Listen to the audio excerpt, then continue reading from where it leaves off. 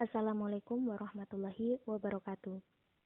Yang terhormat Bapak Rian Ardiansyah, SPD MPD, selaku dosen pembimbing mata kuliah Kapita Selekta Biologi, dan teman-teman yang saya sayangi. Kami dari kelompok 3 kelas B akan mempresentasikan hasil analisis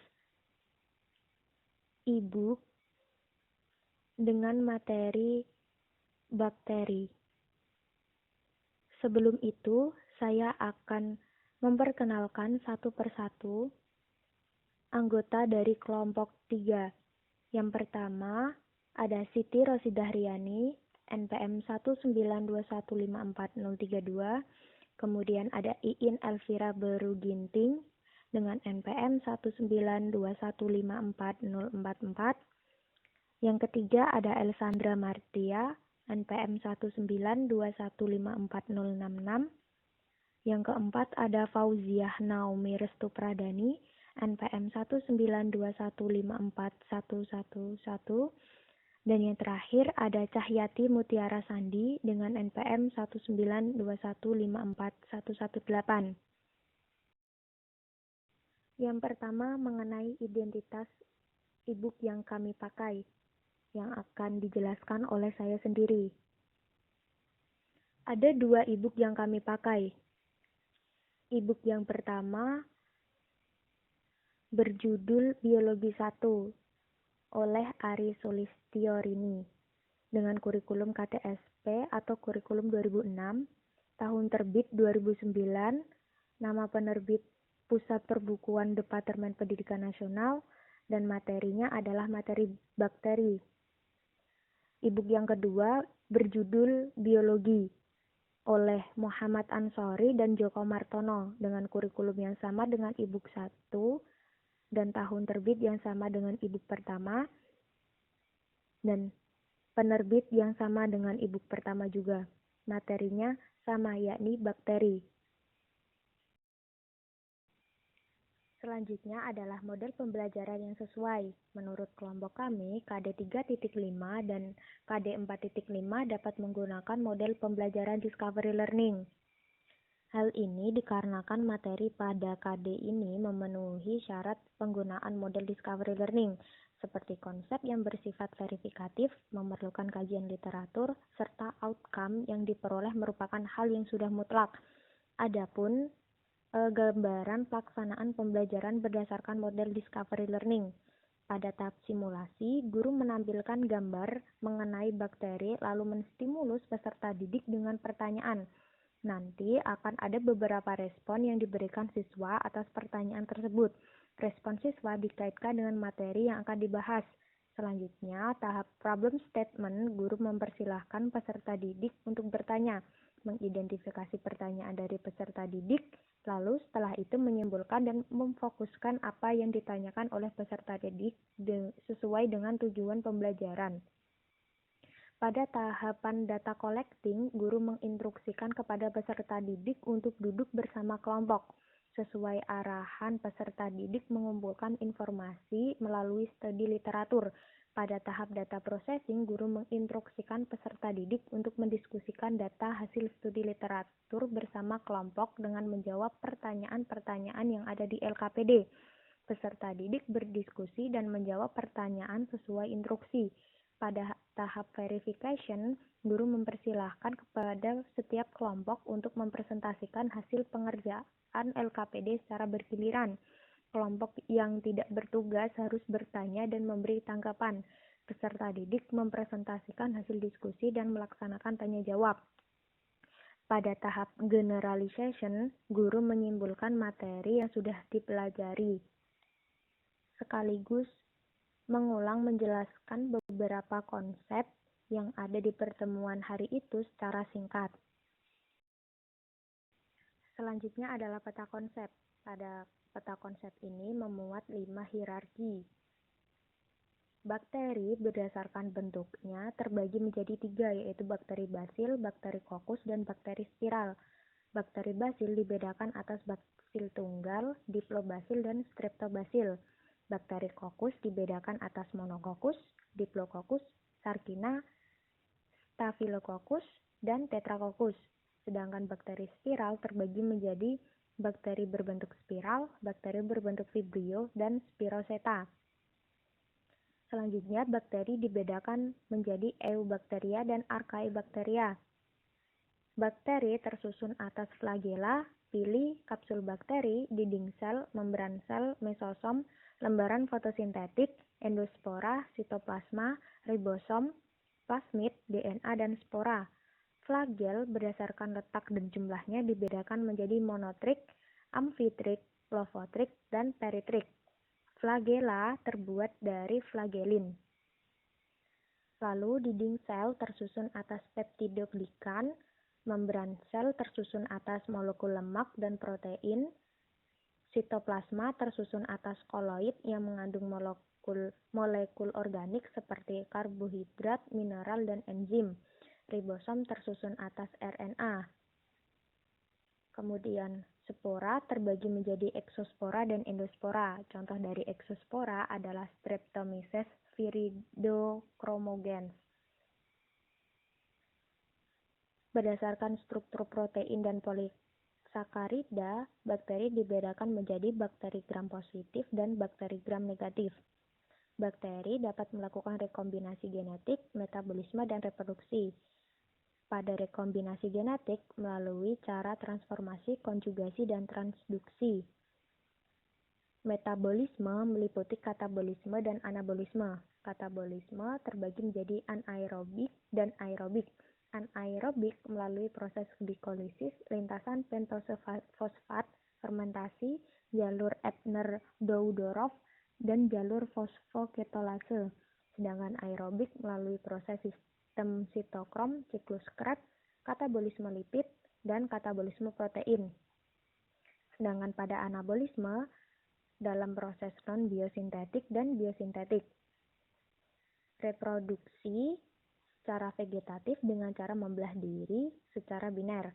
Lalu, bakteri ini berperan dalam biologi pangan, sebagai contoh adalah Salmonella sp, kemudian pada kesehatan, contohnya adalah Streptomyces aureofaciens, kemudian berperan dalam pertanian, sebagai contoh adalah Clostridium thermoselum.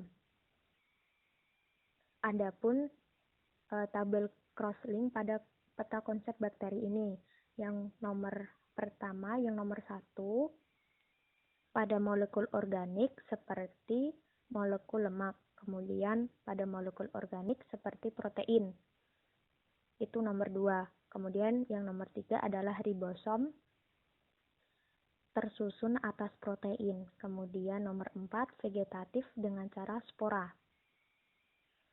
Adapun sumber yang kami gunakan adalah 3. Yang pertama adalah buku berjudul Bakteriologi Konsep-Konsep Dasar yang ditulis oleh Didymus Tanah Boleng pada tahun 2015 dan diterbitkan oleh UMM Press.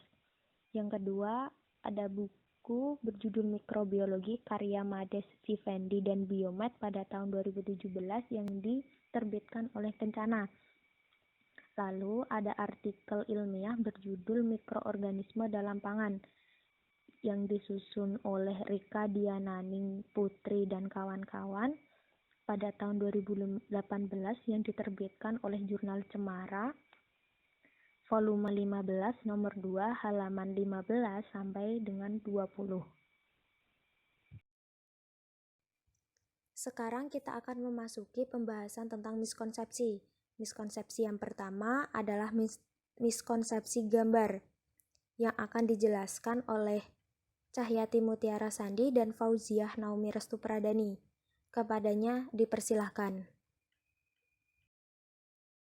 Baik, terima kasih moderator yang telah mempersilahkan saya untuk membahas miskonsepsi gambar pada e-book SMA mengenai materi bakteri.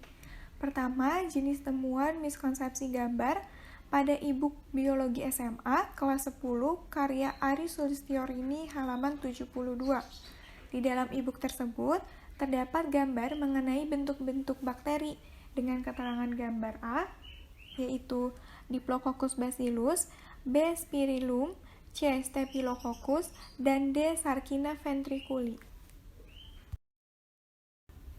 Hasil telaah dari gambar tersebut yaitu gambar mengenai macam-macam bakteri berdasarkan bentuknya kurang jelas. Kurang jelasnya bentuk bakteri yang ditampilkan dalam e-book SMA tersebut dikhawatirkan dapat menyebabkan miskonsepsi pada peserta didik. Hal ini karena keterangan pada gambar B menunjukkan bentuk bakteri spirillum. Akan tetapi, berdasarkan literatur dalam e-book yang berjudul Konsep-konsep Dasar Bakteriologi, bakteri dengan bentuk spirillum merupakan bakteri yang berbentuk spiral. Artinya, tidak membentuk pengelompokan atau tidak saling menempelkan dinding selnya dengan dinding sel bakteri lain. Maka hasil telaah pada gambar B lebih tepat termasuk ke dalam bentuk Streptococcus, karena tampak rangkaian sel bakteri kokus membentuk rantai. Kemudian, pada keterangan gambar C, menunjukkan bakteri Staphylococcus. Namun, gambar yang ditampilkan ini kurang jelas dan tampak hanya seperti bentuk bakteri monococcus. Maka jika pada gambar C akan menunjukkan bentuk bakteri Staphylococcus, gambar tersebut perlu memunculkan karakteristik dari Staphylococcus itu sendiri, yaitu karakteristiknya kumpulan sel-sel bakteri kokus yang tidak beraturan atau bergerombol membentuk seperti buah anggur. Kemudian pada keterangan gambar D, menunjukkan spesies Sarcina ventriculi. Sarcina ventriculi merupakan salah satu contoh dari bentuk bakteri Sarcina. Namun, gambar yang ditampilkan ini tidak menunjukkan karakteristik dari bakteri dengan bentuk Sarcina, karena karakteristik dari bentuk Sarcina yaitu kumpulan sel-sel bakteri kokus yang membentuk seperti kubus. Dari e-book konsep-konsep dasar bakteriologi, kelompok kami mengutip sebuah gambar. Gambar ini sebagai gambaran dari bakteri dengan bentuk Streptococcus, Staphylococcus, Spirillum, dan Sarcina, serta referensi hasil telaah yaitu dari buku Campbell edisi 12 di halaman 574 dan e-book yang berjudul Konsep-konsep Dasar Bakteriologi karya Bapak Dr. Didimus Tanah Boleng pada tahun 2015. Miskonsepsi gambar yang kedua yaitu dari e-book Ari Sulistiorini halaman 72. Di dalam e-book tersebut terdapat gambar mengenai jenis-jenis bakteri berdasarkan jumlah flagel. Hasil telaah menurut kelompok kami mengenai keterangan gambar yang tertulis yaitu jenis-jenis bakteri berdasarkan jumlah flagel, hal ini kurang tepat karena berdasarkan literatur dalam e-book konsep-konsep dasar bakteriologi bahwa monotrik, lofotrik, amfitrik, dan peritrik ini merupakan penggolongan berdasarkan jumlah dan letak flagela pada sel bakteri. Kemudian pada gambar B, kurang tepat, dapat dilihat pada gambar B yang diberi tanda dengan lingkaran merah. Nah, pada gambar tersebut, flagela terlihat tidak pada satu sisi. Terdapat beberapa flagela yang berada di bagian tengah sel bakteri. Seharusnya pada bakteri jenis lopotrik terdiri dari 2 atau lebih flagela yang terletak pada salah satu ujung sel. Kemudian pada gambar D juga ini kurang tepat karena pada gambar D flagela tidak terdapat di seluruh permukaan sel. Dapat dilihat pada gambar D yang diberi tanda dengan panah berwarna merah. Seharusnya pada gambar D ini bakteri jenis peritrik memiliki flagela di seluruh permukaan tubuh bakteri. Gambaran dari bakteri jenis lofotrik dapat dilihat pada gambar yang diberi tanda berwarna merah dan jenis bakteri peritrik pada gambar yang diberi tanda warna biru. Referensi hasil telaah yaitu dari e-book Konsep-konsep Dasar Bakteriologi karya Bapak Dr. Didimus Tanah Boleng pada tahun 2015 dan pada jurnal tahun 2016 yang berjudul Penerapan Model Pembelajaran Problem-Based Learning untuk Meningkatkan Kemampuan Hasil Belajar Siswa pada Pokok Bahasan Eubacteria kelas 10. Miskonsepsi gambar yang ketiga yaitu dari e-book Ari Sulistiorini halaman 73. Di dalam e-book tersebut terdapat gambar mengenai struktur bakteri, di mana pada gambar sebelah kiri yaitu struktur utama di dalam dinding sel bakteri, dan sebelah kanan merupakan gambar struktur umum bakteri. Hasil telaah yaitu gambar mengenai struktur bakteri ini kurang jelas kurang jelasnya yaitu pada bagian struktur utama di dalam dinding sel bakteri. Di dalam dinding sel bakteri pada e-book SMA tersebut terdapat membran sitoplasma dan sitoplasma. Namun, panah yang menunjukkan bagian sitoplasma tersebut sama mengarah pada membran sitoplasma. Hal ini dikhawatirkan dapat menyebabkan miskonsepsi pada peserta didik. Nah, alangkah lebih baik kedua gambar antara gambar struktur utama di dalam dinding sel bakteri dan gambar struktur umum ini disatukan saja dalam satu gambar utuh tubuh bakteri, seperti pada gambar dalam sumber referensi hasil telaah, yaitu pada e-book Konsep-konsep Dasar Bakteriologi karya Bapak Dr. Didimus Tanah Boleng pada tahun 2015. Selanjutnya, saya akan memaparkan pembahasan miskonsepsi gambar pada buku karangan Ari Sulistiorini, halaman 77. Gambar yang dimaksud adalah gambar bakteri Lactobacillus bulgaricus.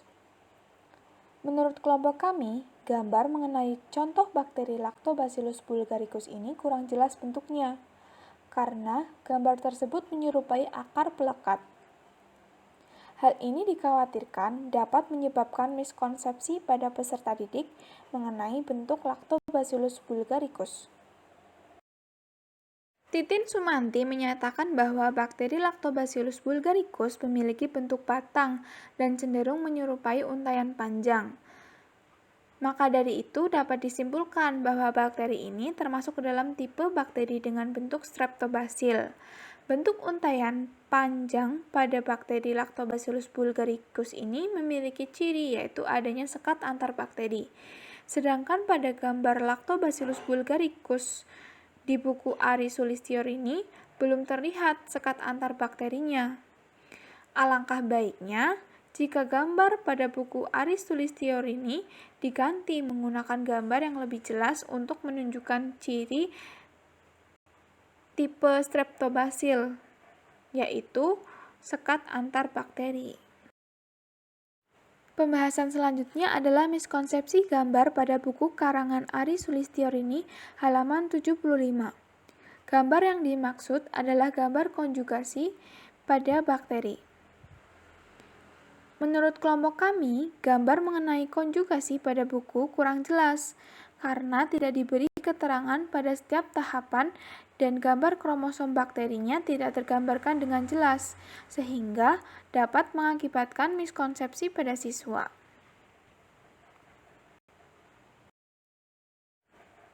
Selain itu, jika dilihat dari pengertian konjugasi adalah proses transfer DNA oleh dua bakteri. Nah, sedangkan pada gambar konjugasi di buku karangan Ari Sulistiorini, hanya ada satu bakteri saja yang sedang melakukan pembelahan, tanpa ada bakteri lain sebagai pendonor. Nah, alangkah baiknya jika gambar proses konjugasi bisa diperjelas lagi dengan adanya perbedaan warna pada kromosom bakteri pendonor dan yang menerima, serta diberi keterangan setiap tahapannya. Sekian pemaparan dari saya kembalikan kepada moderator. Baik, terima kasih kepada Saudari Cahyati dan Fauziah yang telah menjelaskan miskonsepsi gambar. Selanjutnya, penjelasan mengenai miskonsepsi kedua, yaitu miskonsepsi konsep yang akan dijelaskan oleh Saudari Cahyati, Saudari Fauziah Naomi, Saudari Elsandra Martia, saya sendiri Siti Rosidah, dan Iin Elvira Beruginting. Kepadanya dipersilahkan. Baik, selanjutnya jenis temuan miskonsepsi konsep pada e-book Ari Sulistiorini halaman 71. Di dalam e-book tersebut dijelaskan mengenai ukuran bakteri dengan satuan ukuran tersebut menggunakan simbol huruf M. Hasil telaah yaitu konsep yang disampaikan kurang tepat dan dapat menyebabkan miskonsepsi pada siswa mengenai ukuran bakteri. Karena di dalam e-book tersebut satuan ukuran bakteri ditulis dengan huruf M. M ini merupakan simbol untuk satuan meter. Meter yang merupakan satuan pokok untuk ukuran panjang dalam sistem satuan internasional.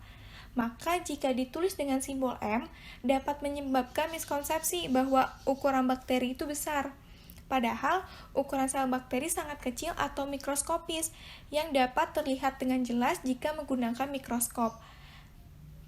Kemudian, miskonsepsi selanjutnya di dalam e-book tersebut disebutkan bahwa 1 mikron sama dengan 0,001 mm. Seharusnya yaitu 1 mikrometer sama dengan 0,001 mm. Jadi seharusnya M yang dimaksud adalah mikrometer yang ditulis dengan simbol μm. Selanjutnya, miskonsepsi konsep pada e-book Ari Sulistiorini halaman 75. Di dalam e-book tersebut dijelaskan bahwa bakteri saprofit adalah bakteri yang hidup pada jasad yang sudah mati, misalnya sampah, bangkai, atau kotoran. Bakteri ini sering disebut sebagai bakteri pembersih karena dapat menguraikan sampah-sampah organik sehingga menguntungkan bagi manusia. Contohnya bakteri E. coli yang berperan sebagai pembusuk sisa makanan dalam usus besar, dan bakteri Lactobacillus garicus yang berperan dalam pembuatan yogurt. Hasil telaah yaitu konsep yang disampaikan kurang tepat. Hal ini dapat menyebabkan miskonsepsi mengenai contoh peranan bakteri yang menguntungkan, yaitu pada spesies bakteri yang berperan dalam pembuatan yogurt. Hal ini karena di dalam sumber literatur, yaitu dari ITIS, tidak ditemukan spesies bakteri Lactobacillus garicus, serta dikuatkan dengan pernyataan di dalam jurnal yang berjudul Peran Lactobacillus bulgaricus dan Streptococcus thermophilus dalam pembuatan yogurt Changlo dengan penambahan stroberi. Artinya bahwa salah satu spesies bakteri yang berperan dalam pembuatan yogurt yaitu Lactobacillus bulgaricus. Sumber referensi hasil telaah yaitu dari jurnal yang berjudul Peran Lactobacillus bulgaricus dan Streptococcus thermophilus dalam pembuatan yogurt Changlo dengan penambahan stroberi, jurnal pada tahun 2014, serta dari ITIS mengenai Lactobacillus bulgaricus.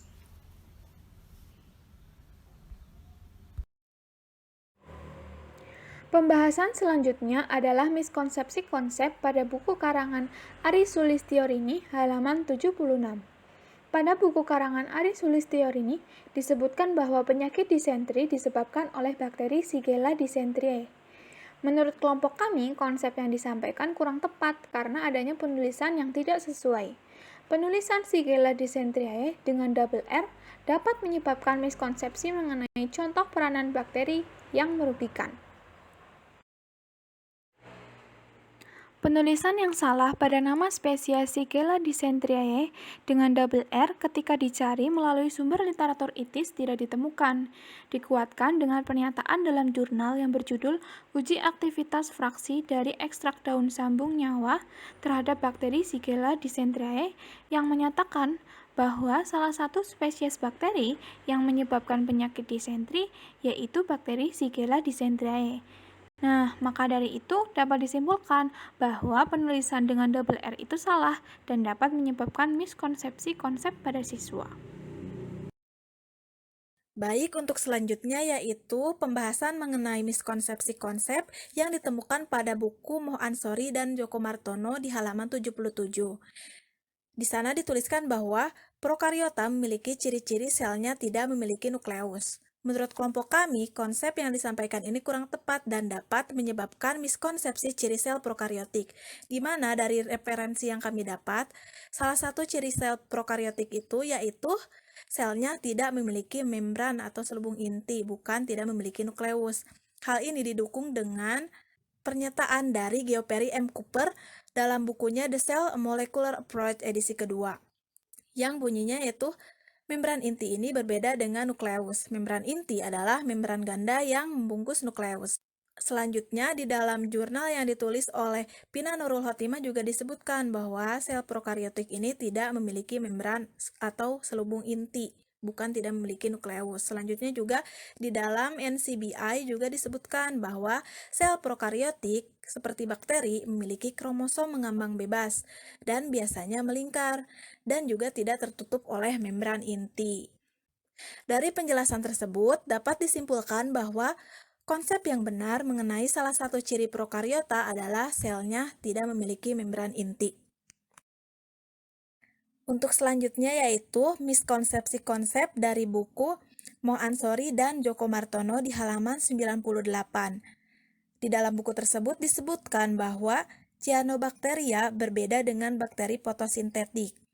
Nah, menurut kelompok kami, konsep yang disampaikan kurang tepat jika dituliskan, walaupun alga hijau biru itu berfotosintesis dan bersifat prokariotik, mereka berbeda dengan bakteri fotosintetik dalam banyak hal penting.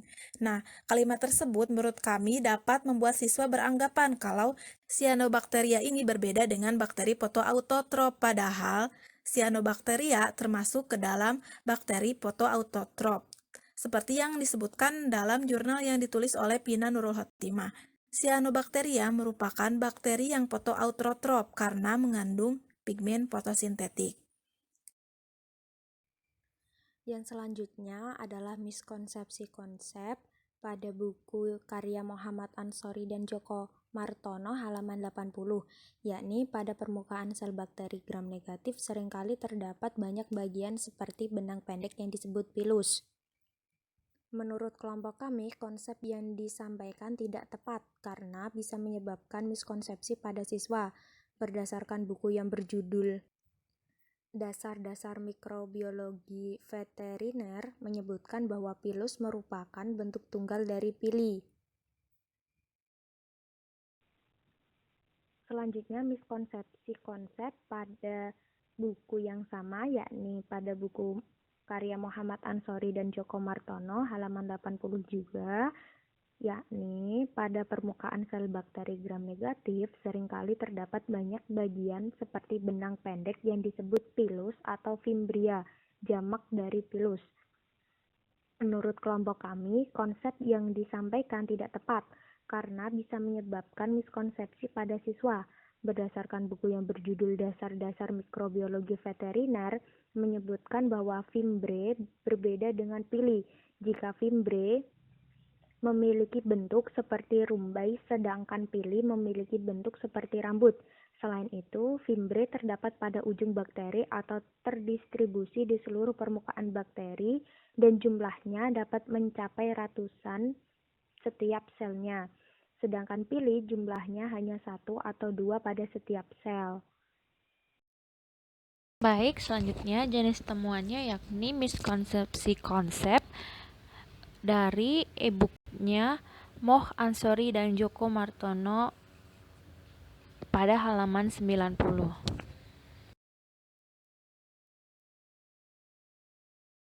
Hasil telaah menurut kelompok kami pada bagian peranan bakteri, terutama pada bagian bakteri fotosintetik, di e-book tidak dijelaskan peranan dari bakteri fotosintetik itu apa. Hanya mencantumkan bahwasanya bakteri fotosintetik itu dapat mengikat N2 menjadi bentuk senyawa misalnya NH3 dan NO3. Namun tidak menyebutkan jenis bakteri apa yang dimaksud. Jadi karena hanya dicantumkan bahwasanya bakteri fotosintetik itu dapat mengikat N2 menjadi bentuk senyawa misalnya NH3 dan NO3, ditakutkan para peserta didik akan beranggapan bahwa semua bakteri fotosintetik itu dapat mengikat N2. Padahal tidak semua bakteri fotosintetik itu dapat mengikat N2. Jadi sebaiknya dicantumkan jenis bakteri apa dari bakteri fotosintetik ini yang dapat mengikat N2 menjadi bentuk senyawa lain seperti NH3 dan NO3. Nah, selanjutnya untuk hasil referensi, di sini saya menemukan di mana dijelaskan secara spesifik contoh bakteri fotosintetik yakni bakteri Synechococcus sp itu memiliki kemampuan untuk melakukan fotosintesis sekaligus mampu menambat nitrogen bebas di atmosfer. Sinecoccus sp ini merupakan bakteri bersel satu dari divisi Cyanobacteria yang hidup menyebar pada lingkungan laut yang mampu hidup dan berkoloni di permukaan daun kedelai, baik pada permukaan bagian atas maupun bagian bawah. Nah, jadi pada referensi ini dijelaskan gitu, contoh dari bakteri fotosintetik itu jenis yang mana yang dapat mengikat nitrogen. Nah, di sini dijelaskan bahwasanya bakteri Sinecoccus itu mampu untuk mengikat nitrogen bebas di atmosfer. Nah, ini sumbernya saya ambil dari artikel dengan judul NILAM Response of Application to Leaf Fertilizer and Bacteria Sinecoccus sp on the Growth and Production of NILAM, dari di mana penulisnya merupakan pertumbuh Bapak Soparjo pada tahun 2012. Terima kasih kepada Saudari Cahyati, Fauziah Naomi, Elsandra Martia, dan Iin Elvira yang telah menjelaskan mengenai miskonsepsi konsep. Berikutnya, miskonsepsi yang ketiga, yaitu miskonsepsi kegiatan siswa yang akan dijelaskan oleh Saudari Fauziah Naomi dan Elvira Beruginting. Kepadanya dipersilahkan. Pembahasan selanjutnya adalah miskonsepsi kegiatan siswa pada buku karangan Ari Sulistiorini halaman 73-74. Menurut kelompok kami, pada kegiatan siswa 4.1 kurang tepat untuk dilakukan karena tidak mencapai tuntutan kompetensi dasar. Selain itu, pada langkah mengambil sampel bakteri juga tidak tepat untuk dilakukan. Hal ini terjadi karena pengambilan sampel bakteri untuk dimasukkan ke media, seperti langkah nomor 6, tidak bisa sembarangan, harus dilakukan dengan steril supaya tidak terkontaminasi. Alangkah baiknya, sampel bakteri bisa diambil dengan 3 teknik seperti swab, bilas, dan penghancuran. Pembahasan selanjutnya adalah miskonsepsi kegiatan siswa pada buku karangan Ari Sulistiorini halaman 78. Menurut kelompok kami, pada kegiatan siswa 4.2 kurang tepat untuk dilakukan karena tidak mencapai tuntutan kompetensi dasar dan kurang efektif untuk dilakukan. Bisa dilihat dari tujuan kegiatan 4.2, yaitu menghambat pertumbuhan bakteri, sedangkan tuntutan KD yang diharapkan itu siswa dapat menyajikan data tentang ciri-ciri dan peranan bakteri dalam kehidupan. Maka dari itu, alangkah baiknya kegiatan 4.2 ini dihapuskan saja karena kurang efektif untuk dilakukan. Nah, jenis temuan yakni miskonsepsi kegiatan siswa pada halaman 79 dan 81 dari e-booknya Mox Ansori dan Joko Martono. Nah, di sini aktivitas siswanya ada 2, di mana yang pertama itu aktivitas siswa dengan tujuan mendeskripsikan bakteri berdasarkan letak flagelnya. Yang kedua, aktivitas siswa dengan tujuan juga mendeskripsikan bakteri berdasarkan letak flagelnya. Nah, selanjutnya hasil telaah menurut kelompok kami, kegiatan siswa di atas kurang tepat jika dilakukan secara terpisah dan tidak efektif. Jadi, sebenarnya kegiatan siswa di atas itu bisa dilakukan di dalam satu kegiatan. Nah, menurut kelompok kami, kegiatan siswa yang kedua yang menuntut siswanya untuk melakukan studi literatur itu bisa dimasukkan ke dalam kegiatan siswa yang pertama, di mana siswa dituntut untuk melakukan praktikum. Jadi sebelum melakukan praktikum, peserta didik terlebih dahulu melakukan kajian literatur terkait bakteri dan bentuk flagel. Nah, baru setelah mendapatkan beberapa data, peserta didik melakukan praktikum secara langsung untuk mengetahui bentuk flagelnya dengan praktikum menggunakan mikroskop. Nah, seperti itu. Baik, selanjutnya jenis temuannya yakni miskonsepsi kegiatan siswa, di mana miskonsepsi kegiatan siswa ini ditemukan pada e-booknya Mox Ansori dan Joko Martono pada halaman 79 dan 81. Hasil telaahnya, Menurut kelompok kami, kegiatan siswa di atas kurang tepat karena tidak memenuhi kriteria LKPD yang baik dan benar. Nah, seharusnya untuk kegiatan siswa itu dapat dicantumkan atau memuat komponen LKPD yang baik. Nah, ini merupakan contoh LKPD yang baik menurut kelompok kami yang sudah kami buat, di mana pada LKPD kali ini tidak seperti kegiatan siswa yang sebelumnya yang hanya mencantumkan prosedur kerja saja, tetapi memuat beberapa komponen-komponen lain seperti kompetensi dasar, indikator, tujuan, dan karena kegiatan yang dilakukan merupakan kegiatan praktikum, maka dicantumkan alat dan bahan. Kemudian petunjuk penggunaan LKPD, kemudian prosedur kerja. Nah, ini merupakan lanjutan dari LKPD yang sebelumnya. Selanjutnya, dicantumkan juga kolom untuk peserta didik menggambarkan hasil temuan dari kegiatan praktikum mereka. Nah, kemudian setelah mereka menggambarkan hasil temuan, maka peserta didik melakukan diskusi terkait bentuk-bentuk bakteri yang telah mereka temukan pada kegiatan praktikum. Nah, setelah diskusi baru peserta didik melakukan kesimpulan atau menarik kesimpulan. Nah, LKPD ini referensinya dari artikel dengan judul Pembuatan LKPD berbasis model Discovery Learning bermuatan nilai-nilai karakter untuk meningkatkan kompetensi fisika peserta didik pada materi usaha dan energi momentum dan impuls, di mana penulisnya itu Afriza Rusni, Vestiet M pada tahun 2019. Terima kasih kepada Saudari Fauziah Naomi dan Iin Elvira yang telah menjelaskan tentang miskonsepsi kegiatan siswa. Selanjutnya, mengenai kontekstualitas dan sistematika yang akan dijelaskan oleh Fauziah Naomi. Kepadanya dipersilahkan. Terima kasih kepada moderator atas kesempatan yang telah diberikan. Pembahasan selanjutnya mengenai sistematika urutan materi pada buku karangan Ari Sulistiorini halaman 68, 69, 71, dan 79.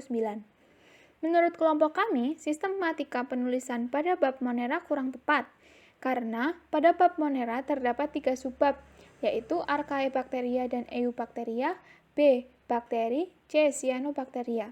Hal ini kurang tepat karena penulisan subbab dikhawatirkan akan membuat siswa menjadi bingung mengenai klasifikasi Monera. Klasifikasi Monera sejatinya terbagi menjadi 2, yaitu Archaebacteria dan Eubacteria. Maka seharusnya pada bab ini terdiri dari 2 subbab saja, yaitu A. Archaebacteria dan B. Eubacteria. Nah, nantinya Cyanobacteria bisa dimasukkan ke dalam subbab Eubacteria. Karena seperti pada diagram, Cyanobacteria merupakan salah satu filum dari Eubacteria. Sekian pemaparan dari saya kembalikan kepada moderator. Baik, terima kasih kepada Saudari Fauziah Naomi yang telah menjelaskan tentang kontekstualitas dan sistematika. Selanjutnya adalah miskonsepsi yang terakhir, yakni miskonsepsi di luar buku SMA yang akan dijelaskan oleh Elsandra Martia. Kepadanya dipersilahkan. Untuk selanjutnya yaitu pembahasan mengenai miskonsepsi konsep yang ditemukan di luar buku SMA. Di sini ditemukan dari sumber gambar dan tahapan reproduksi bakteri dengan endospora yang ditemukan dari www.biologijk.com. Nah, di sana disebutkan bahwa reproduksi bakteri secara aseksual yaitu melalui pembentukan endospora. Nah, menurut kelompok kami, konsep yang disampaikan ini kurang tepat karena endospora ini bukan alat perkembangbiakan bakteri, melainkan bagian yang melindungi bakteri dari cuaca ekstrim, seperti yang dibahas di dalam jurnal yang ditulis oleh Pina Nurul Khotimah berikut ini. Disebutkan bahwa secara teori endospora adalah struktur pertahanan dalam sel bakteri yang dibentuk saat kondisi tidak menguntungkan. Nah, endospora ini merupakan bagian bakteri yang melindungi tubuhnya saat cuaca ekstrim. Terima kasih kepada saudari Elsandra Martia yang telah menjelaskan tentang miskonsepsi di luar buku SMA.